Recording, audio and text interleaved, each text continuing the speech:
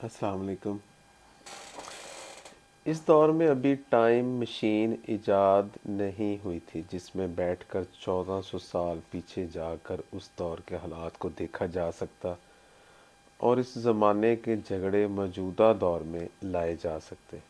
यानी कि बहुत ही पसमानदा दौर था।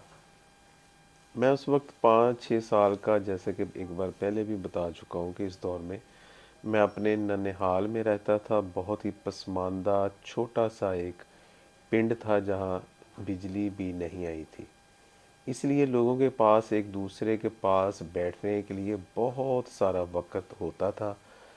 पिंड की मस्जिद के मीनार पर चढ़कर अजान दी जाती थी। लाउड स्पीकर बिजली से चलता है, बिजली थी नहीं इसलिए लाउड स्पीकर भी नहीं था, और इसीलिए वहाँ सब मुसलमान ही रहते थे।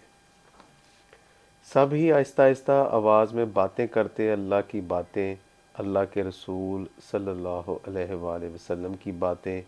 मौलवी साहबान के पास फतवों की किताबें नहीं थी, सिर्फ़ कुरान पाक था, इसलिए मौलवी साहबान के हालात भी कुछ माठे थे। जुमरात के जुमरात हलवे पर ख़त्म देकर जलवा बचता था, या फिर निकाह वगैरह जनाजा पढ़ाने के पैसे मिला करते थे। लेकिन छोटे से पिंड में लोग मरते भी कम कम थे, इसलिए जनाजे पढ़ाने के मौके भी कम ही होते थे।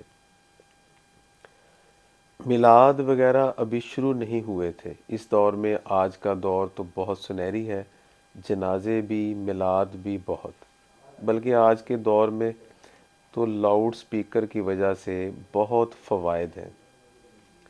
मोबाइल, कंप्यूटर, टीवी वगैरह का तसव्वुर भी नहीं था। जन्नत माँ बाप के कदमों तले तलाश की जाती थी, खुदकश जैकेट में नहीं। वो पिंड मेरी कायनात थी, मेरा ग्लोबल विलेज था। मुझे किसी मदरसे में किसी मौलवी के पास रब जी की किताब पढ़ने का मौका नहीं मिला। जैसे पहले भी बताया कि एक अम्मा जी से कुरान मजीद को पढ़ने का इल्म हासिल किया।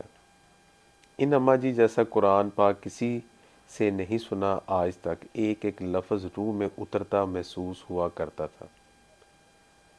मेरे बचपन में कुरान पाक का वो इल्म मेरी ज़िंदगी भर का इल्म बन गया। अनजानी सी अरबी ज़बान के एक एक लफ्ज़ का मतलब जैसे मेरे दिल को पहले ही मालूम था। वो तमाम अल्फाज और उनके मतलब ने मुझे कुछ ना कुछ समझने की गुंजाइश ही नहीं रहने दी थी।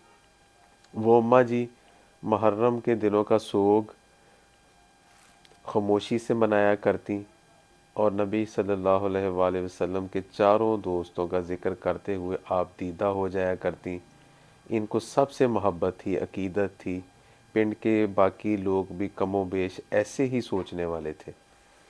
इसी पिंड में मौजूद ज़माने के तमाम काफिर इकट्ठे रहते थे, लेकिन इस वक्त तक काफिर नहीं थे।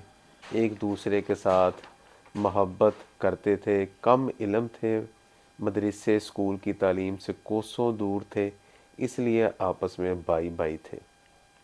फिर साइंस ने तरक्की की, लोग बाशऊर होने लगे, टाइम मशीन इजाद होने लगी, लोग सदियों पुराने सफ़र करने लगे, सफ़र से वापस आकर माजी के हालात की तस्वीर कशी करने लगे। लोगों की आंखों में खून उतरने लगा, इन वाक़यात की किताबें छपने लगी, मेंबर स्टेज नए नए अंदाज से सजने लगे। जनाजे पढ़ाने से ज़्यादा फ़ायदा मंद कारोबार चल पड़े। मेंबर के दाएं बाएं कलाशफ कोफ बरदार मोमन खड़े होने लगे। किताबों के ढेर सामने रखकर हवाले दिए जाने लगे। कुरान पाक को अलमारियों में कैद कर दिया गया। चुनाचे किताबों ने स्टेज पर जगह बना ली और गुलशन का ऐसा कारोबार चला जिसने गुलशन को ही जलाना शुरू कर दिया। काफर काफर काफर काफर, हर तरफ यही गूंज सुनाई देने लगी। बाहर से अमदादें आने लगी। मीनार पर चढ़कर अजान देने वाला बुलेट प्रूफ लैंड क्रूज़र पर चढ़कर मस्जिद की तरफ, फलाह की तरफ बुलाने की बजाय जन्नत जन्नत जन्नत के होके लगाने लगा। और आज हर तरफ काफर काफर काफर, मगर मुसलमान एक भी नहीं। جزاک اللہ.